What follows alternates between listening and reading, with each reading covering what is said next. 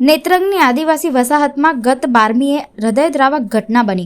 પીડિત બાળકીને શાળામાં માથું દુખતું હોવાથી શિક્ષકોએ તેની માતાને ફોન કરી દીકરીને ઘરે લઈ જવા જણાવ્યું હતું, પરંતુ પરિસ્થિતિ એવી ઊભી થઈ કે ગામનો જ એક યુવક તેને લેવા શાળાએ આવ્યો અને પાછા જતા રસ્તામાં નરાધમે તેના પર બળાત્કાર ગુજાર્યો હતો। આ ઘટના બાદ બાળકી ગંભીર હાલતમાં મળી આવી હતી। પરિવારજનો તેને તાત્કાલિક હોસ્પિટલ લઈ ગયા, પરંતુ અહીંથી શરૂ થયો બીજો આઘાત। પીડિતાની સ્થિતિ ગંભીર હોવા છતાં નેત્રંગ પોલીસના જમાદારે પરિવારજનોને કહ્યું કે ફરિયાદ દાખલ ન થાય ત્યાં સુધી સિવિલ હોસ્પિટલમાં સારવાર નહીં મળે, એવો પરિવારનો ગંભીર આક્ષેપ છે। આ ઉપરાંત પરિવારનું કહેવું છે કે પોલીસ વારંવાર કહેતી રહી કે દીકરી સહી સલામત છે, કંઈ થયું જ નથી, પરંતુ પરિવારના શબ્દોમાં જેની સાથે દુષ્કર્મ થયું હોય તે જ તેની ગંભીરતા જાણે।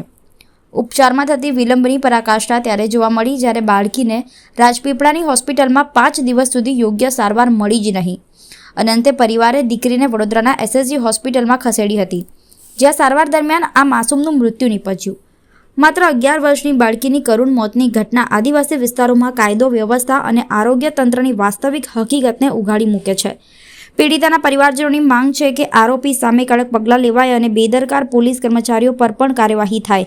હવે જોવાનું એ છે કે તંત્ર આ કેસમાં કેટલી ગંભીરતા દાખવે છે। તારીખ 12ના રોજે આ ઘટના બની હતી, ત્યારે એમના કાકીએ બધું આ જોયું, નવડાતી વખતે આ બધું જોયું।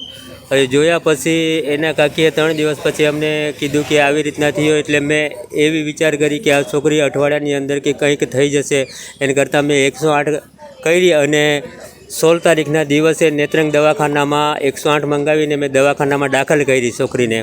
ત્યારે મેં છોકરીને દાખલ કરી તો મારા જે બીટના જમાદાર છે એ જમાદાર આવ્યા, આ છોકરી તો સારી છે। મેં કીધું છોકરી તો ઉપરથી સારી દેખાય છે, પણ અંદરથી કંઈક છે, એનું અમારે ટ્રીટમેન્ટ કરવું છે, એનો અમારે ઈલાજ કરવું છે। પછી એ જમાદાર અમને કહે કે સારું એ લોકોને સામેવાળા પાર્ટીને આવવા દે। પછી સામેવાળા પાર્ટી આવ્યા ને બાજુમાં બેઠા પછી જમાદાર મને આવીને કહે છે કે છોકરીની જિંદગી બની જાય એટલા પૈસા માંગી લે તું। મેં કીધું કેટલા પૈસા આપશે એ લોકો? તો જમાદાર કહે છે કે તું કે એટલા પૈસા તને અપાવી દઈશ। એટલે મેં મારા મનમાં વિચાર કરી કે છોકરીના 1-1.5 લાખ 1 લાખ 1.5 લાખ 2 લાખ જમાદાર એમ કહેતો કે 2 લાખ 3 લાખ સુધીનો તને પૈસા અપાઈ દઈશ। મેં પછી વિચાર કરી કે 3 લાખ સુધીના રૂપિયા જો હું લઈશ અને મારી છોકરી મરી જશે તો મારા ઉપર લોકો થૂકશે કે આ દાદો પૈસાનો ભૂખ્યો હતો એમ કરીને। મેં એમ કીધું કે મને પૈસાની ભૂખ નથી, પણ મને ઇજ્જતની ભૂખ છે અને ન્યાય મળવો જોઈએ એવી મેં વિનંતી કરી। ત્યારે એ લોકો સામેવાળા ખરેખર મને દબાવવા માટે માગતા હતા કે કહ્યું તું કયા રસ્તે ઘરે આવશે, તું આવી બધી કહે છે। તો મેં ખુલ્લેઆમમાં કીધું કે મને એમને એમ કીધું, મેં ખુલ્લેઆમમાં જ કીધું મને પૈસાની કોઈ ભૂખ જ નથી, મને ન્યાય જોઈએ છે। ડૉક્ટર સામે કીધું કે મને ન્યાય જોઈએ છે અને તરત જ પછી મેં રાતના 2 વાગ્યા ઘરે પહોંચ્યો અને બીજા દિવસે પાછો 10 વાગે આવી ગયો ને છોકરીને પછી રિફેર કરી મેં રાજપીપળા દવાખાનામાં દાખલ કર્યા। પછી મેં દવાખાનામાં દાખલ કરી અને મને પાછો રાતના 10 વાગે ઘરે પહોંચતા આ છોકરીને દાદી અને છોકરીને મમ્મી આ 3 જણા હતા, તો એ લોકોને રાતના 9 વાગે દવાખાનામાંથી બહાર કાઢી મૂકેલા, પાછા રજા આપી દીધી અને છોકરીને રાતના 11 વાગ્યાને વધારે થયું।